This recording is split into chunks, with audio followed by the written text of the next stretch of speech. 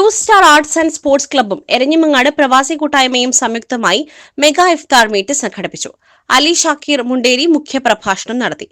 എരഞ്ഞിമങ്ങാട് ഖത്തീബ് മുഹമ്മദ് മൗലവി, സുഹൈർ സഹ്രി മൗലവി എന്നിവർ മുഖ്യ സന്ദേശം നൽകി.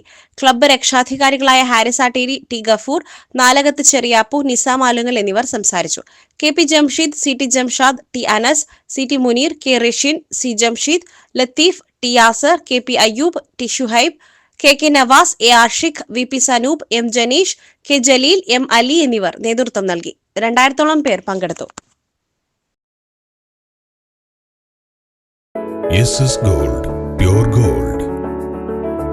SS Group, Nilambur.